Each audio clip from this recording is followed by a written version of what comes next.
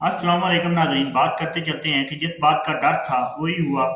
Iran America जंग, तवील जंग बंदी के बाद अब ईरान इसराइल जंग में मुंतकिल होती हुई दिखाई दे रही है। जी हाँ, ईरान और इसराइल के दरमियान बरह रास्त दोबारा से हमले शुरू हो चुके हैं। दोनों ने एक दूसरे के ऊपर ताबड़तोड़ हमले किए और दोनों तरफ से एक दूसरे की जो है वो जंग बंदी की मुकम्मल खिलाफ वर्जी कर दी गई है और मुकम्मल तौर पे इस जंग बंदी को तोड़ दिया गया है। जबकि अमेरिका जो है इसमें क्या जो है स्टांस ले रहा है, अमेरिका कहाँ पर खड़ा है।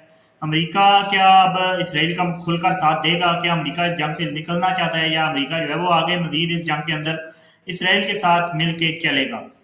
बहुत से सवालात हैं, बहुत सी चीज़ें हैं आपके सामने रखने वाली। तमाम तर तफसीलात आपके सामने रखेंगे, लेकिन सबसे पहले आपसे गुजारिश है कि इस चैनल को सब्सक्राइब कर लीजिए, वीडियो को जरूर लाइक कीजिएगा, आखिर तक इस वीडियो को देखिएगा।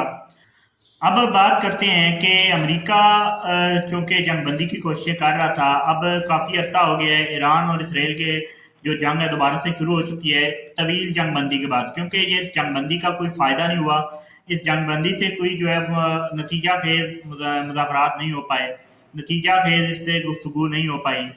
काफ़ी कोशिशें थी, काफ़ी ज़्यादा पाकिस्तान ने भी साहसी का किरदार अदा किया, काफ़ी ज़्यादा और भी ममालिक इसमें शामिल रहे।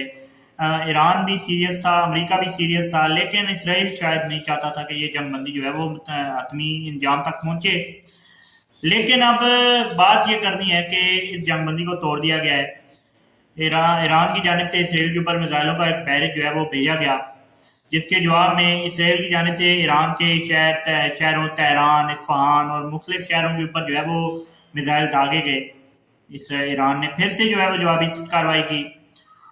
यहाँ से ये जंग जो है वो मुकम्मल तौर पे जंगबंदी ख़त्म हो चुकी है और मुकम्मल तौर पे दोनों ममालिक एक दूसरे को जो है वो टारगेट कर रहे हैं। अब बात यह है कि ये जंग अब खित्ते को लपेट में लेगी, इस जंग का तवील असर होगा, इस जंग को जो है वो अब रोकना मुश्किल हो जाएगा।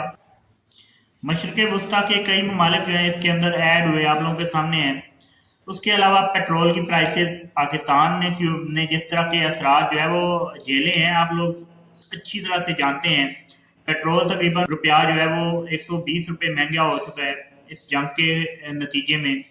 और पाकिस्तान की अवाम भी तवील जो है वो इसके असरात अभी तक भुगत रही है और अब आगे अगर ये जंग फैलती है या मजीद इस जंग को जो है वो बढ़ोतरी मिलती है तो ये जंग जो है मुख्तलिफ खित्ते के ममालिक को लपेट में लेगी। पहले ही मशरक़ वस्ता के बहुत से ममालिक बरह रास्त इसमें शामिल थे। अब उसके अलावा इकोनॉमिकल असर तो जो है वो तमाम तर ममालिक के ऊपर पड़ेगा ही पड़ेगा। बेहतर ये होगा कि अब अमेरिका भी, क्योंकि ये चार है, अमेरिका ने भी यही कहा है कि अमेरिका क्योंकि अब इस जंग से निकलना चाहता है, अमेरिका खुद ये मालूम है कि ये जंग उनके बस की बात नहीं है और इस जंग में जो है वो उनका भरपूर नुकसान हो चुका है और आगे भी मजीद होगा। अमेरिका ने फिर से कहा है कि अब ईरान जो है अपने मिसाइलों की बैरिज भेज चुका है, अब तहम्मुल का मुजाहरा करें, मुज़ाकरात की तरफ दोबारा आए। अमेरिका के सदर ट्रंप का अपना बयान है और अमेरिका भी अब जंगबंदी की जानिब आएगा, लेकिन एक फ्रीक इसमें जंगबंदी नहीं चाहता। अब उसको किस तरह से हैंडल करना है ये ईरान और अमेरिका दोनों के ऊपर मुनसर है। लेकिन बेहतरीन हाल ये है कि जंगबंदी हो जाए, बेहतरीन हाल ये है कि फिर से जंगबंदी हो और तमाम तर मामला जो है बैठ के हल हो। ये जंग शुरू किस वजह से हुई है ये भी आपके सामने रखते हैं।